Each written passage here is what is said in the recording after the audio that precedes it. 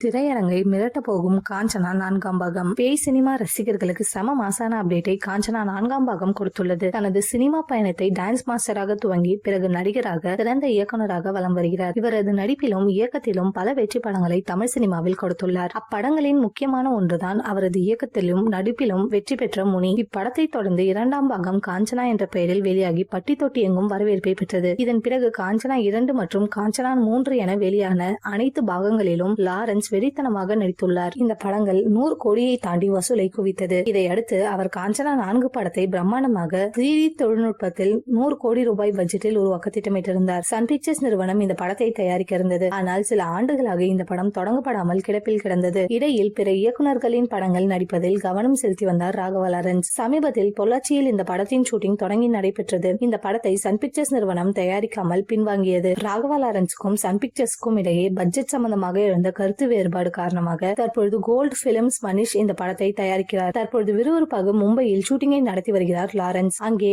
அவரும் பூஜா ஹெக்டேவும் லாரன்ஸுக்கும் நடிக்கும் காட்சிகள் படமாக்கப்பட உள்ளதாக கூறப்படுகிறது. மிக பிரம்மாண்டமாக உருவாகி வரும் இந்த படத்தின் மிரட்டலான டீசர் அல்லது ட்ரெய்லர் வெளியிட இருக்கிறார்களாம். இதனை மாசாக திரையரங்கிலும் திரையிட முடிவெடுத்திருப்பதாகவும் கூறப்படுகிறது. இந்த படத்தில் சிறிய கெஸ்ட் ரோலில் விஜய் நடிக்கவும் வாய்ப்பிருக்கலாம் என கூறப்படுகிறது. விஜயும் லாரன்ஸும் நீண்ட வருடங்களாக நண்பர்களாக இருந்து வருகின்றனர். இதனால் விஜய் நடிக்கவும் வாய்ப்பிருக்கிறது.